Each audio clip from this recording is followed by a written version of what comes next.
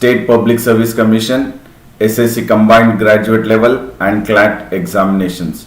So do visit AKS IAS Academy and also the website of AKS IAS Academy.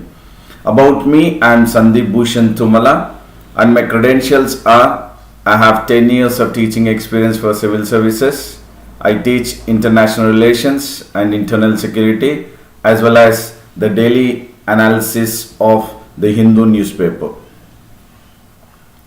And this session will certainly help you to crack prelims and mains examinations, because throughout my session I would be emphasizing on the keywords and the key phrases, and these keywords and the key phrases will be very useful for you in regards to the prelims as well as mains examinations. So the one which are very crucial here are the keywords and the key phrases.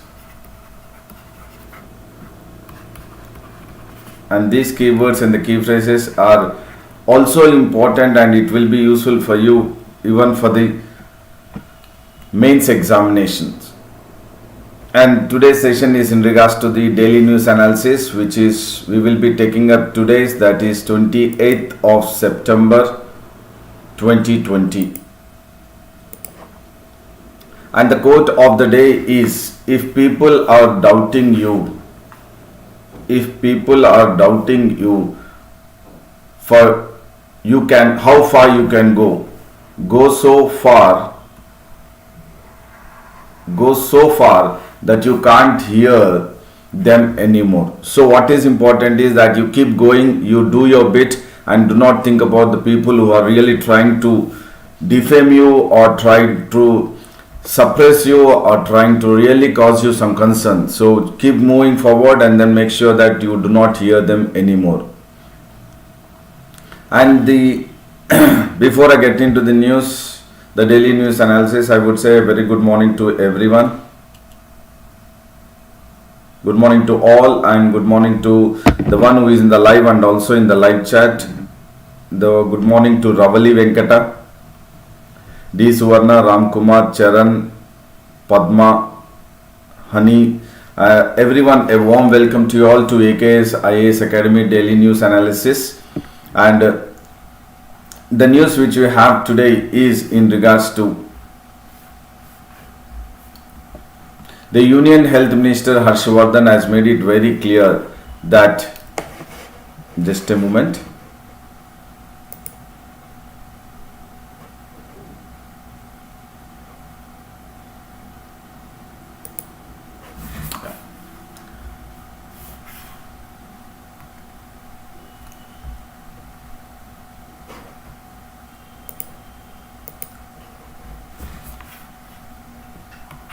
So Harshvardhan has made it very clear that he is cautioning on that the Indian Council of Medical Research first COVID-19 Sero survey, which has been conducted in the month of May, that we need to make sure that we are not, or we should not get into the mode of sense of complacency. That means we should make sure that we are still aware of it. We are still taking the SARS-CoV-2 virus as serious, and then we should not have any kind of complacency that we have done a good amount of test and all that. No, because it is very clearly being cautioned that the ICMR, which has been taken up this Sero is the one which is part of the blood. It is part of the blood. So if they conduct the survey taking the samples of the blood, and that is what being cautioned by the health minister, that we need to be still aware of it. We should not be complacent. We should be still making sure that we follow the appropriate guidelines which are being issued by the Union Health Minister. And the next upcoming second Sero survey. So first was being conducted in the month of May. First one was conducted in the month of May, and now the second Sero survey, which has been still yet to come. We know that we are still not having any kind of herd immunity. So herd immunity means that is the entire population is still not having that they are having totally away, or they are still having the same kind of resistance that they can hold the COVID-19 pandemic situation.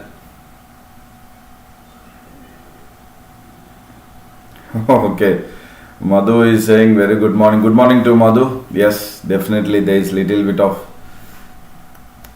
Okay, fine. Thank you very much. And then this is definitely a kind of herd immunity that still we haven't achieved. The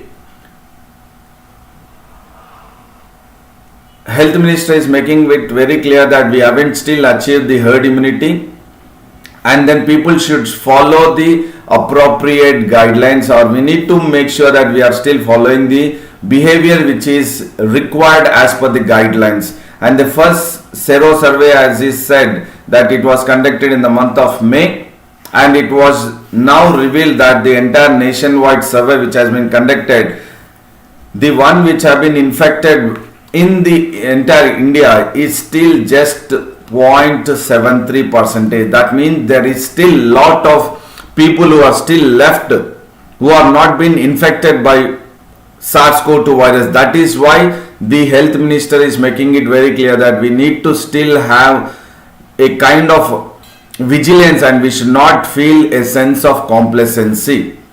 And he has advised also, health minister has advised against any kind of investigational therapies. I mean, wide usage of investigational therapies, that is in regards to remdesivir and plasma therapies. So health minister is making it very clear that we need to, I mean, the more of or else aggressive remdesivir and then plasma therapies should not be used. There is a caution from the Union Health Minister. And then we have seen that now India has crossed 60 lakh cases in India, and the death toll is almost reaching to 1 lakh, that is 95,573. And if you look at the recoveries, the infected one is almost, we have crossed 60 lakh 71,396, and the one which have been recovered from this 60 lakh 71,396 is 50 lakh. So definitely the recovery rate is very good, but still the death cases are being almost, they are inching towards 1 lakh, and this is a cause of concern. But still we have a kind of option which has been put forward by the Health Ministry, that they have opened up and they have set up an All India Institute of Medical Science in the Northeast, and there is a concern that one All India Institute of Medical Sciences will not be sufficient for the entire Northeast. But still the Health Minister Dr. Harshvardhan is making it very clear that there is a scheme which is going ahead. That scheme is Pradhan Mantri Swasth Suraksha Yojana. So along with the All India Institute of Medical Sciences and the scheme that is Pradhan Mantri Swasth Suraksha Yojana, this will definitely, both will aim at correcting if there are any kind of regional imbalances. If there are any kind of regional imbalances in the Northeast in regards to the healthcare and the existing medical infrastructure, they will make sure that they upgrade it in a phased manner, so that the entire population in the Northeast will be taken into consideration, that there are no regional imbalances, so that the Pradhan Mantri Swasth Suraksha Yojana and All India Institute of Medical Sciences will definitely take care, and the center will definitely establish a new medical colleges with the one which are existing now.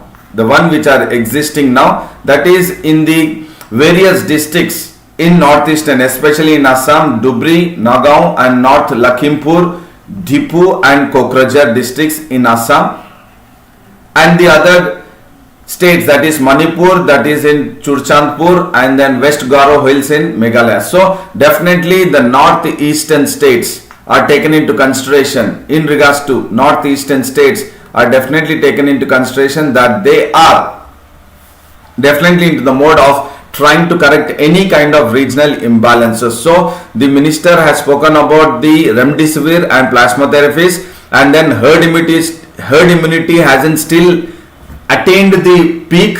So we have to be very cautious. We need to follow the guidelines, as well as 60 lakh infection cases has been touched. India has crossed that, and then Along with the aims, you have the Pradhan Mantri Swasth Suraksha Yojana.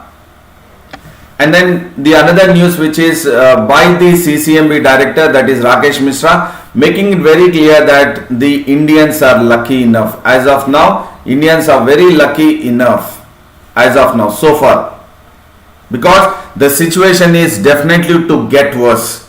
The situation is definitely to get worse. So what is very important is mass testing, screening, and then isolation, or else these are very, very important, that we need to adhere or follow the social vaccine. What is the social vaccine? Now, as of now, there is no vaccine for COVID-19 or SARS-CoV-2 virus. So what is the social vaccine is that we need to go ahead with the mask, personal hygiene and social distancing, and quarantine is very important. So mass testing, screening, isolation, and then individuals going ahead with the mask, personal hygiene and social distancing is the only way to contain the SARS-CoV-2 virus, or else the virus will definitely spread. And as been mentioned by the health minister and the health minister, that is Harshvardhan, making it very clear that we haven't still attained the herd immunity. It is only 0.73% as per Sero survey which has been conducted in the month of May. So definitely we need to not be complacent, and we need to be very vigilant, and then adhere to the social vaccine. And we do not know where we are going to cross the peak. That is what the CCMB director is saying. There is still a lot of worse which is definitely yet to come, because there are many of them who are mostly asymptomatic, but still they are not having any kind of hospitalization. That means they do not need hospitalization. But in case they are many of them in India are asymptomatic. But if all the asymptomatic people turn into asymptomatic, then hospitals will not be sufficient. So that is what the CCMB director is making it very clear. And the vaccine which is we are all expecting is not a sure shot. What he says is it is not a sure shot. That means the experiments have been conducted in vitro and on animals. So we are not sure when it will reach the people, and what kind of story we will actually see it once it reaches, or once the people are being administered by the vaccine. And he also makes it very clear the fastest vaccine till now which has come up was in 4 years. So definitely what we are expecting in a year or 1.5 years is a bit ambitious. But definitely once the virus also comes up, so it is very difficult to check the efficiency and the quality of the vaccine, that how long the vaccine will make sure that the entire population will be having or will be under the vaccination or administered by vaccine in a very few months. And that is a difficult task set by CCMB director. And it is very important to make sure that India, we strengthen the public health care system. So at least by COVID-19 pandemic situation, we need to make sure that we strengthen the public health care system, so that the government should focus on that. The private medical system which is concentrating only on the 10% of the population, and the public healthcare which actually the majority of the population in India are dependent on the public healthcare system. So that the government of India should now not ignore the weaker section. That is what is important, is we need to make sure that we strengthen the public healthcare system. So definitely the CCMB director and then the health minister has made it very clear that how this scenario would turn differently, and the importance of social vaccine, and then following or adhering to the guidelines of the health ministry in regards to maintaining or containing the SARS-CoV-2 is very, very important. And there is another news which talks about invisible killer threatens sandalwood forest. So definitely here we are talking about the sandalwood forest. So when we are talking about this is in regards to the environment. So we are focusing in regards to the environment. So India's sandalwood trees, which are very very high, especially in Karnataka and Kerala, especially in Karnataka and Kerala, are facing a serious threat because of a disease. What is the disease? That disease is called as sandalwood spike disease. Sandalwood spike disease. So this is a disease which is causing a serious threat to the country's pride, that is India's sandalwood trees are being affected or destructive, not affected, it is in the destructive fashion. It is in the destructive fashion. So definitely it is a cause of concern to the environment, especially to the sandalwood trees. And the scientist, according to R. Sundarraj and R. Raja Rishi, which is a Bangalore based Institute of Wood Science and Technology, have made it very clear that the Kerala or else the Mayur and then the rainforest in the Karnataka are really infected by the sandalwood spike disease, and as of now there is no cure. As of now there is no cure. That is what the scientist, as per the Bengaluru based Institute of Wood Science and Technology. So where is Institute of Wood Science and Technology located? It is located in Bengaluru. This again a keyword, Institute of Wood Science and Technology. And what is the only option now left out is to cut the trees. Why? Because if you are not cutting down the trees, so definitely the sandalwood spike disease would spread across the entire forest and it would damage the entire sandalwood trees. And which is the one which is causing this sandalwood spike disease? It is Phytoplasma. This is very important again for preliminary point of view. Phytoplasma is the bacterial parasites of the plant tissue which is been infected or transmitted by the insect vectors. So this is the bacterial parasite, that is Phytoplasma. Again this is very crucial for preliminary examinations. And about 1 to 5 percentage of the entire sandalwood has been lost every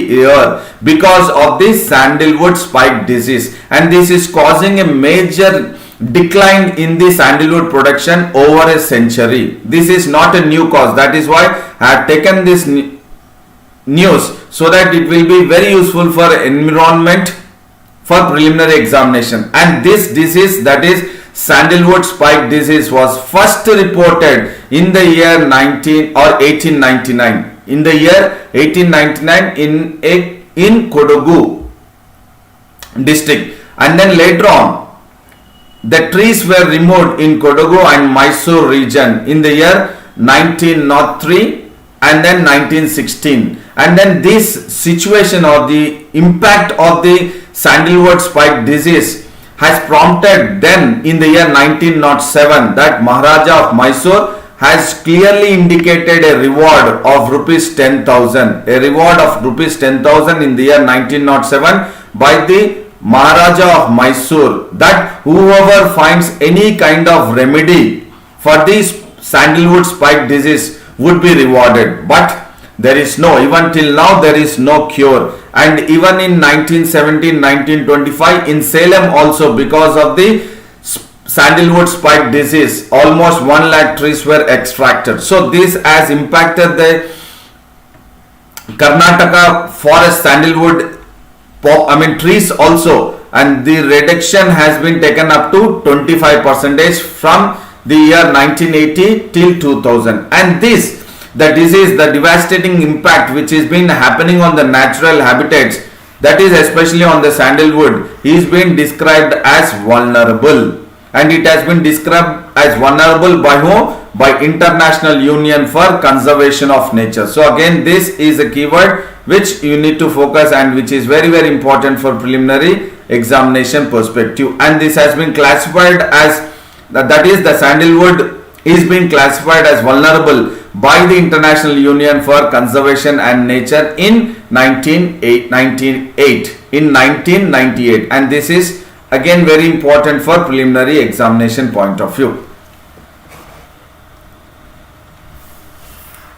And the other news which talks about is there is tense situation, as we know, along the LAC or else in the eastern Ladakh, but definitely there is an election, local body election, which is supposed to take place on October 16, 2020. So a delegation or a group of people are definitely trying to boycott the elections, that is the local elections, that is the local election or district autonomous council elections.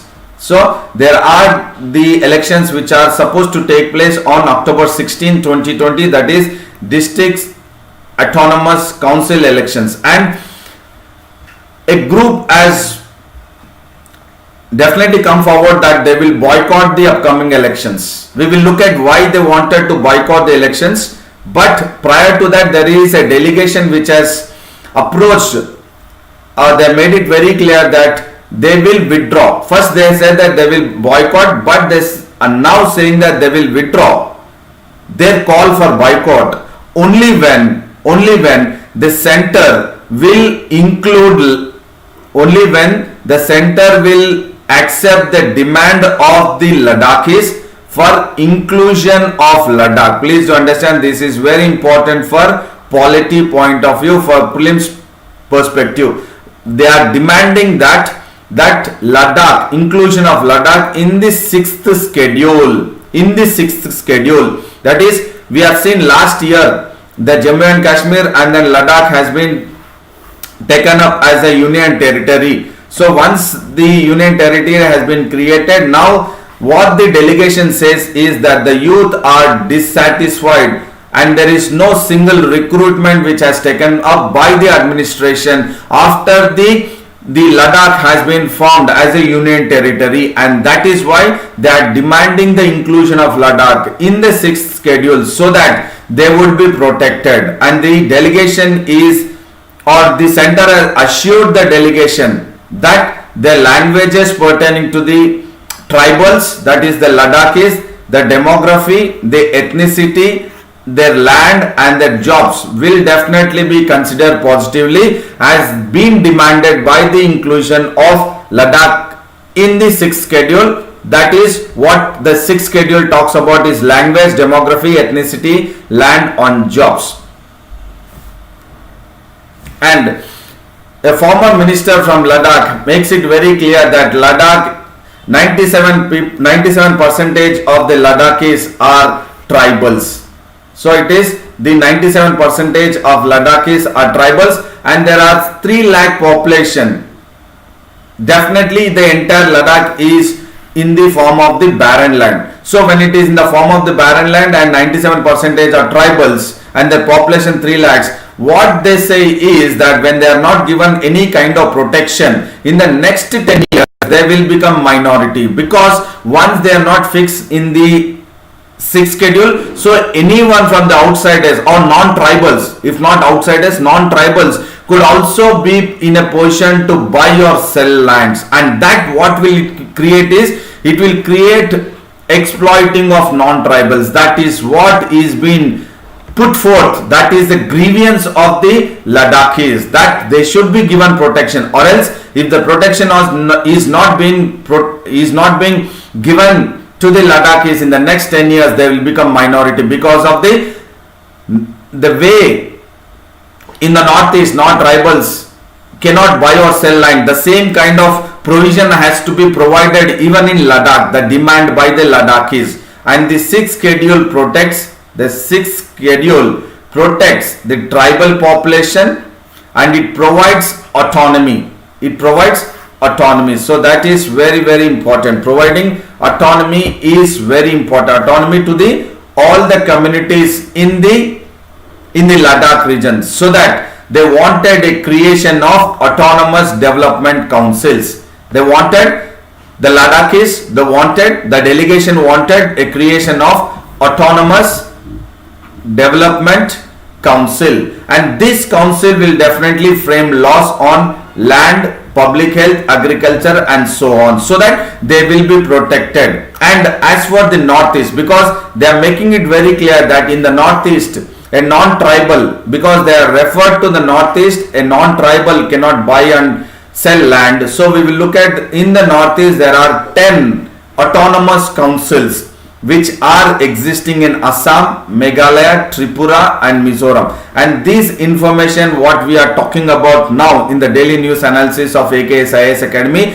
is very, very crucial and critical for you all in regards to the preliminary perspective of UPSC, emphasizing on the polity and then more in depth on the sixth schedule of the Indian Constitution. And the People's Movement, they have announced that they will not even file nomination for the October 6th council elections. October 6th council elections. So this is what the concern is, and the center along with the Minister of State and the Youth Sports Minister has made it very clear that they will discuss and then they will make sure that they will resolve the issue and they will protect the language, demography, ethnicity, land and jobs of the youth. Definitely there is a concern once the Ladakh has been created as a union territory. And there is another news which talks about India-China Navy's match skills in Northern Arabian Sea. So this is in regards to the Japan-India maritime exercise. It is in regards to the Japan-India maritime exercise. So when we look at it, it is a 4th edition. This is the 4th edition.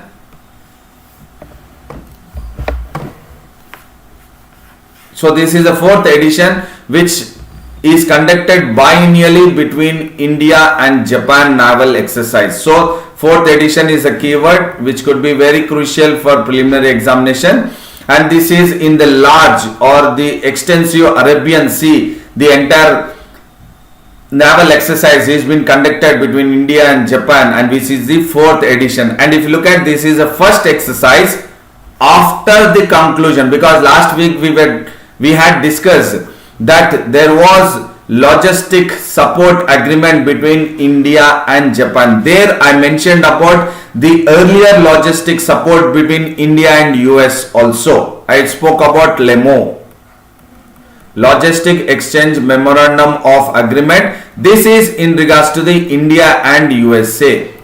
This is in regards to the India and USA. And last week we were discussing about the logistic support agreement which has been concluded between India and Japan. And after the logistic support agreement, mutual logistic support agreement being concluded between India and Japan, this is the first exercise. But in toto, it is the 4th edition.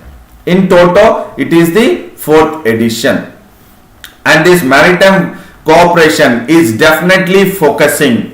This is focusing on information sharing and maritime domain awareness. So it is in regards to the sharing of information and the maritime domain awareness, especially in the Indian Ocean region, IOR and Indo-Pacific. So I was also mentioning about this on Friday, that is last week, how strategically Indo-Pacific region is very important for India as well as China, as well as Japan, as well as Australia and USA also. So in regards to the international relations, you can take this as a news which is a dynamic part, wherein the Japan-India Maritime Exercise 20 will showcase high degree of interoperability and joint operational skills between India and Japan, and which will be an advanced exercise in regards to the varied maritime operations will be taken up in the JIMEX 20, which is in the Arabian Sea and which is the 4th edition between India and Japan. But the first exercise, once India and Japan has concluded the mutual logistics support agreement between India and Japan, and it focuses on information sharing and maritime domain awareness. And this multifaceted naval exercise involves weapon firings, cross-deck helicopter operations, and complex surface and anti-submarine and air warfare drills, which will consolidate the entire coordination and cooperation between India and Japan navies or naval exercise in the naval exercise. And this is a multifaceted tactical exercise, and this you need to take it into consideration as the keyword. Multifaceted tactical exercise is the keyword. And this will go ahead, and this is for 3-day war games which has started on September 27, and this will go ahead with 3 days. And India has deployed stealth destroyer INS Chennai, stealth frigate INS Tarkash, and fleet tanker Deepak. So these three from India's side, India has deployed. So what do you mean by stealth? Stealth means cautious or secretive. Stealth. And what do you mean by frigate? Frigate is a type of warship. It is a warship. So a cautious, secretive warship or will be in regards to the INS Chennai, and then INS Tarkash, and then tanker, fleet tanker is Deepak. And from Japan Navy, that is Japanese Maritime Self-Defense Force, have deployed Kaga, which is a helicopter destroyer, and Ikasuchi, which is a guided missile destroyer. So definitely both have been come together, a coordinated or a consolidated coordination efforts have been taken up by the two navies, countries' navies, which is a multifaceted tactical exercise with stealth destroyer, frigates, and then tankers, and a guided missile destroyer also. And there would be a long range maritime patrol aircraft, that is P-81 also, along with integral helicopters and fighter aircraft.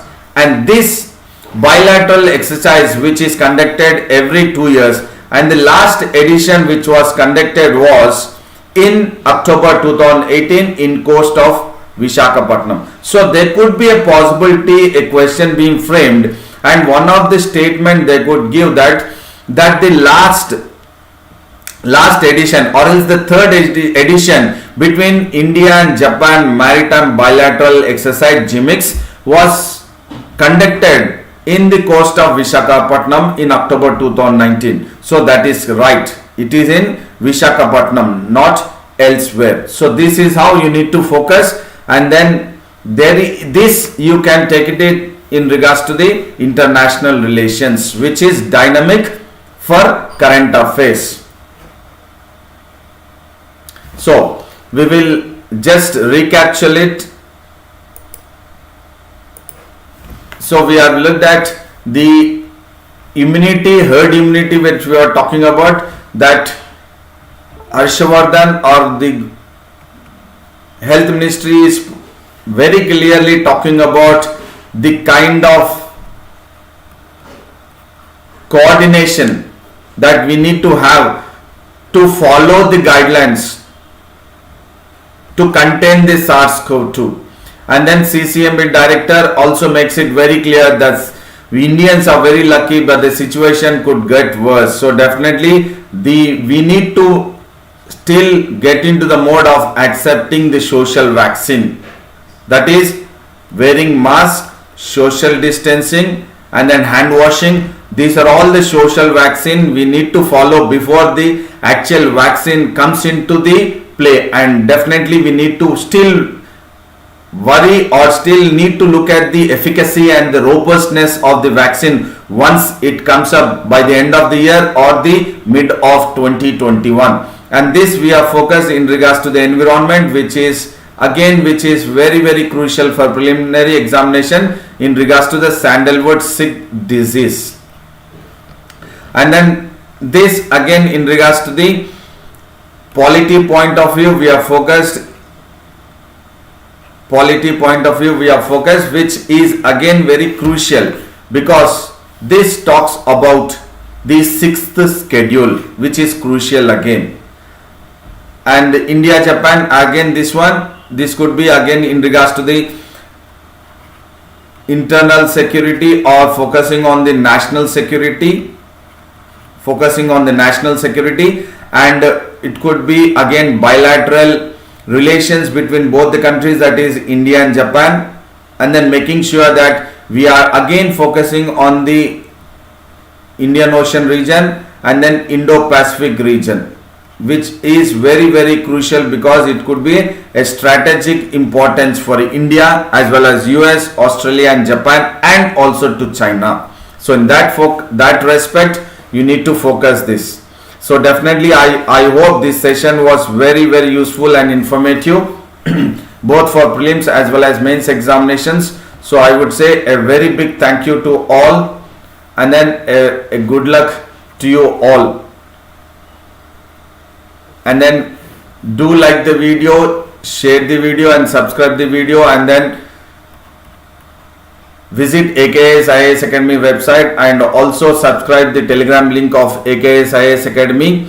And then see you again tomorrow at 7:30 AM for the daily news analysis. And then definitely make sure that you follow or be in the part of the consistency, and then stick to your schedule, and then do take care of your physical health and mental health. See you tomorrow. Thank you very much.